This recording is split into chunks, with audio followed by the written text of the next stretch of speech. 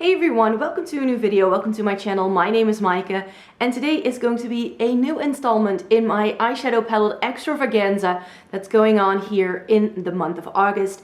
And today I wanted to talk to you about palettes that I did and didn't buy after seeing them in real life. So whenever if you've watched some of my videos for a while, then especially if I'm like going over new makeup releases, I very often will say things like, I need to see this in real life to really make sure that I know whether I want to get this, yes or no. Because I do feel very often that, you know, a lot of makeup that I want to get is only available to me online.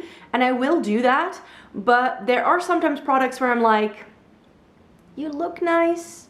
I think you might be good.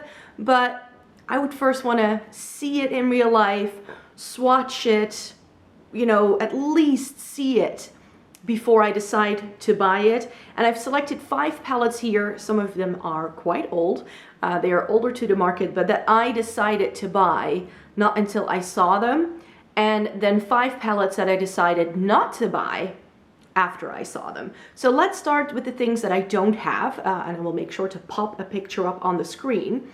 And the first palette that I wanted to mention here is the Dose of Colors Friendcation palette. So this palette had its moment. Like, there were so many people on YouTube who I was watching who were raving about this palette and how nice it was.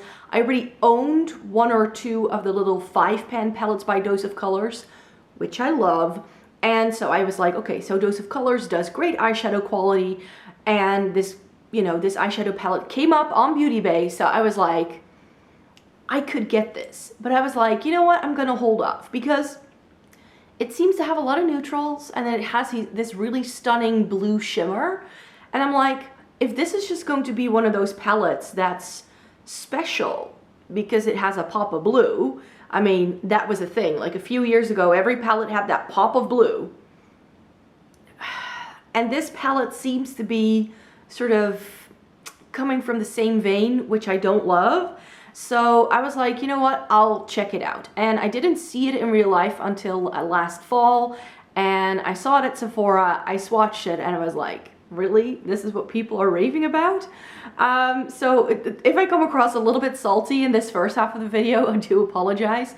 Because I just felt like, yes, that blue was really great, but the other shades in that palette were just things I have a million times over in my collection. And I was like, I really don't need this. I really don't need to get this. I just don't. The second palette on this list would be the Melt Radioactive palette. So for a while there, their Radioactive stack was definitely one that was on my wish list, and Melt seems to be doing away with all of their stacks and seems to be replacing those stacks with palettes, which makes sense for them, I guess. And the Radioactive palette looked really stunning. It has the 4 original shades, and then it also has 4 additional shades, including a stunning teal. And again, I swatched this when I was at Sephora last fall, and I just thought that the quality wasn't that great, especially not as great as I'm used to from Melt. Like, they felt very dry and chalky, and maybe that's because they are neons, which I think are just a lot harder to do. And I do have to say, like, the only shade that really stood out for me in that entire palette was that teal. And I was like, I'm not going to get an entire palette for just one shade.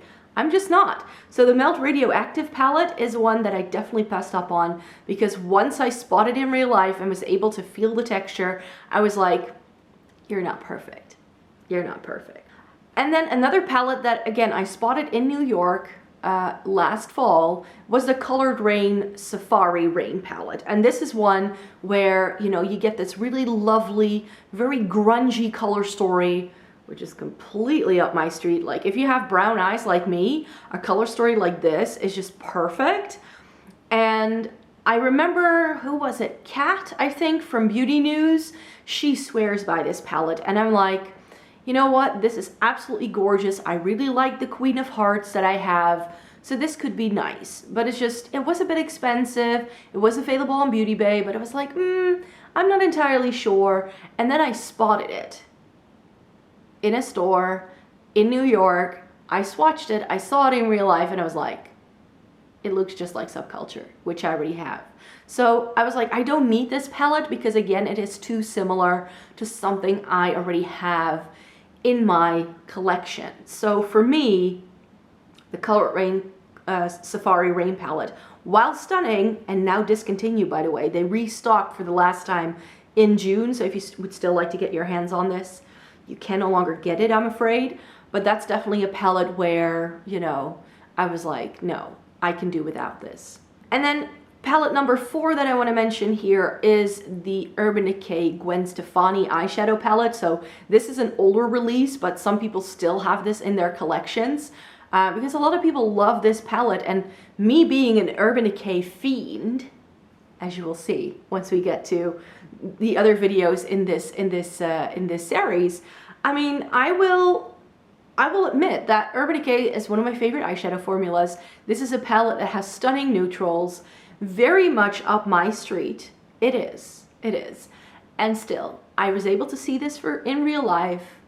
I swatched it and I was like, it's got 8 shades that are completely identical, which is why I never bought it. Like, I would have bought it for like 1 or 2 shades, like with the Radioactive, you could say. And I feel that that's just a really bad reason to buy a palette if only 1 or 2 shades truly appeal to you. It had that fun pop of blue in the bottom row, so that plus a couple of the neutrals I was fine with, but there were so many neutrals in that palette that just swatched nearly identical, which also means that if they're already nearly identical in an arm swatch, like finger swatch, full-on pigment, on the eye, once you blend them out, they're all going to look the same. And I know some people love that because they go like, yeah, but then if I use up 1 shade, I will still have a similar shade left. But, you know, I have so much eyeshadow that just doesn't apply to my life. So that's why the Urban Decay Gwen Stefani palette is one I passed up on, even though that packaging was gorgeous. And then last but not least, another palette that I didn't buy because I saw it in real life and I was able to swatch it is the Huda Beauty New Nude. Now, if you know anything about me, then you'll know that Urban Decay's Naked 3 is one of my all-time favorite palettes. I live for the rosy tones in that palette. And when Huda Beauty came out with the New Nude, and I saw the pictures online, I had this moment. I was like, yes, this is totally up my street. It's got the rosy tones that I love. And then I started reading about what the shades were actually like. And it's an 18 pan palette, but it's got a cream base color kind of product. So it's got 1 cream and the rest is powder. It's got 2 pressed glitters. I mean, I went with the Desert Dust because it only has 1 pressed glitter and no others. So for me, I already knew right off the bat that there would be 3 shades in that palette that I would never, ever use. So what I ended up doing was like, okay, I know they have this at Selfridges, so I'll just wait until I go to London and, you know, check it out. Went to London, swatched it, and figured out that it just, apart from those glitters, it doesn't have a whole lot of shimmer. It's a lot of matte. And I know that right here on YouTube and also on Instagram, a lot of people are like, mattes, we need mattes. And I'm like, I just want shimmer. I want good shimmers. And even though it has those really pretty, like, flaky shades, those are really appealing, but there's only 4 of them in the entire palette. So am I going to spend this much money on a palette where I know that 3 shades are absolutely useless to me? The others are all like mattes and it only gives me like 4 shades that really get my heart rate going. I was like, no can do. I ended up trying 2 dupes of this palette though. I did try the Makeup Revolution dupe from their Revolution Pro line, which was okay, but it was very gray toned. I don't feel that palette has the vibrancy that the Huda Beauty seems to have. And I also tried the Catrice one, which is of their Pro Next Gen like eyeshadow palettes. There's 2. There's a cooler toned one and a warmer toned one. And I actually prefer the Catrice one, which was like 10 euros. Like out of everything, it was the cheapest option. And that is my favorite of all of the eyeshadows that I tried that seem to dupe this Huda Beauty stuff. So you can get a very similar idea at the drugstore for a lot less money. So this Huda Beauty New Nude, I'm in the end very glad I didn't get it.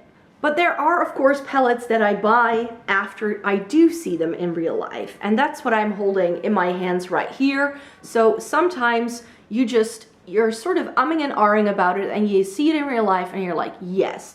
And some of these also have fun stories behind them. Case in point, this older palette, which I kind of moved out of my main collection because I never really reach for it, but I just think it's a good palette for reference. It's the Balm's Nude Tude palette.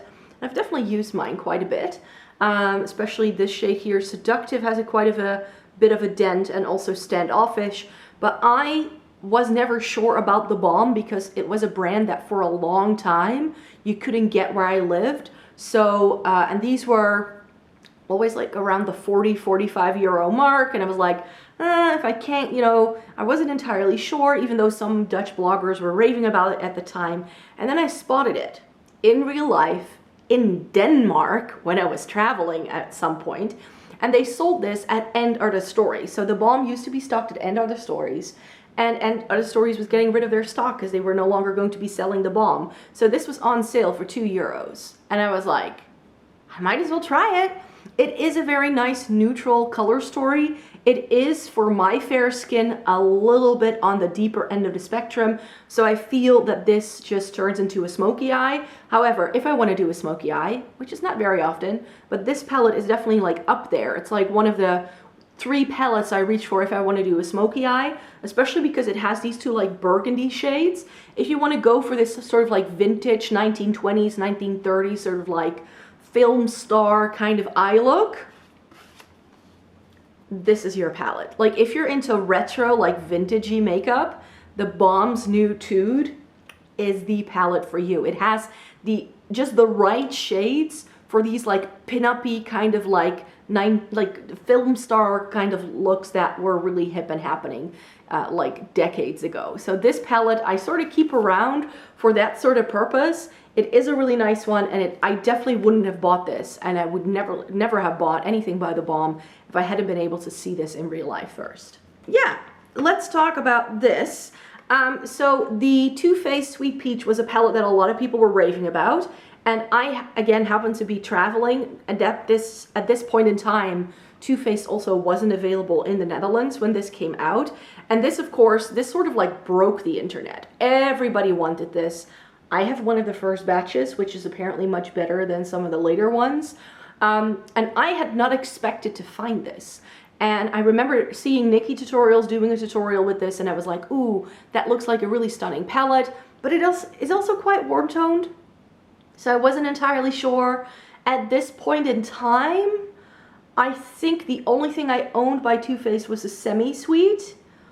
I didn't own the regular chocolate bar because that didn't really appeal to me. And I just wasn't entirely sure. Again, I was traveling, I was in the UK, I was at Debenhams, I think, and there they had them. And I was like, I need to snatch you up. So I definitely did spot this in real life. So far, as you can see, this is not one of my most used palettes at all, like it is for some people, and that mainly has to do with this side of the palette. Apart from these 2 mattes, I don't really like what we have going on here, but I do really like these 2 peaches. Luscious is really pretty. I love these 2 mattes. And is it Nectar? Yeah, Nectar, which is right here, is also one of my favorite shades. So I do really like one half of the palette, and I love using this in the springtime. It's just that in recent years, I've been trying so many eyeshadow palettes in the spring, summertime that I hardly ever reach for this. So I should definitely sort of stop buying as many eyeshadow palettes so I can actually get the use out of this one, because it is a lovely color story. I have decluttered every single peach toned eyeshadow palette, save for this one and the Just Peachy mattes, because I feel that those 2 palettes have me covered when it comes to peaches. I think this is actually on the same trip. I'm not entirely sure anymore, but I also bought myself the Alice in Wonderland Through the Looking Glass eyeshadow palette by Urban Decay. This is, of course, a really bulky box, very reminiscent of those shadow boxes that Urban Decay used to do. Who remembers those? And again, this was a palette that when I saw the pictures online, I wasn't sure whether this was going to be my cup of tea. So it wasn't until I spotted it in real life and I had a chat with the makeup artist at the counter, and she explained to me that each column is dedicated to one of the characters in the movie. So this is Alice, I believe this is the Mad Hatter, can't remember who this one is, I believe this is the Queen of Hearts, And this is another character from that movie. I don't remember exactly. So you can stick to those sort of selections. And then you have a curated color story. But in the end, it was the shade Time that really swayed me. It's like a very deep, like navy charcoal-y shade with lots of like multi-dimensional sparkle. And also these 4 shades really drew me in. I remember doing a look with this, and it was a really stunning look. I'm not sure if that's still up on Instagram. It's got a really nice teal called Bandersnatch, which I absolutely adore. I also love Celis and Grum, which is this really nice reddish tone. And Metamorphosis is a really nice periwinkle shade that is a little bit difficult to work with, but I have a creamy base by Kiko that I use that with, and it works really well. So in the end, I'm very happy that I got this. Again, not my most used. This is definitely more of a collector's item, but it has a couple of very unique shades that I sometimes do reach for when I want to do a certain look. Tarte, High Tides and Good Vibes. That's what this is called. This is a palette, again, like the Too Faced, where I thought I wasn't going to be able to get it because I thought this was limited edition, but I believe it's still available. I think it came out last year during the springtime. And this is a palette that has pressed glitters, which is why I was, I'm not entirely sure. I thought it looked very pretty when I first spotted this online in all of the pictures. It's very blinding. I'm terribly sorry. And I wasn't entirely sure. And then I think it was at Sephora in France that I spotted this. And I was able to swatch it, and that's what swayed me, because these pressed glitters are some of the easiest and most lovely pressed glitters I've ever used. Yes, they are a little bit chunky, but I was able to pull some stunning looks out of this palette. You have neutrals on this side, you get this pink and then these blues, and then you have the corresponding glitters to go with it. It's very wearable. These are wearable pressed glitters. I can't, like, I wore this to work. Like I remember doing a look with those pinks and then that pink shimmer, like glitter all over the lid. And every single colleague I met that day was like, wow, your eye makeup looks really stunning. It didn't look over the top. It didn't look crazy. This is like glam makeup, but for every day. And that's why I loved it. And if I hadn't swatched it in real life, I definitely wouldn't have bought it. And then last but not least, we're gonna leave with a bang, Natasha Denona Gold. I bought the Lila because everybody was raving about how good Natasha Denona shadows were, and I was a little bit disappointed with that one. So when I saw so many people talking about this palette, I was like, I don't think so. I'm not gonna spend another $129 on a palette. I'm not. And then again, I was at Sephora in France. I think it was last year. Was it last year? I think it was a year ago, over the summertime. I took a trip to Paris, and I made a point of going into store to see this in real life with my own eyes. Swatched it, fell in love, tried it, fell in love even harder because I love the different textures that you get into this palette. This palette made me realize why Natasha Denona can be worth the price point. It just means that not every palette in her line is worth that price point. But if you get only one, make it the gold. So there you have it. Those were the 10 palettes I wanted to talk about in this video. 5 that I didn't buy after I saw them in real life, and 5 that I did buy after I saw them in real life. So I hope you thought this was a helpful video. Some of these I know you can no longer get, but that's just the fun thing about like eyeshadow palettes. They are just pretty and lovely and yummy, and I love chatting about them. So I really hope you enjoyed watching this video. Please give it a thumbs up if you liked it. Subscribe to my channel if you'd like to see more by me. Stay tuned for more eyeshadow palette content that is coming your way, because during the month of August, all I'm talking about is eyeshadow palettes. So I hope to see you in my next video. Bye bye!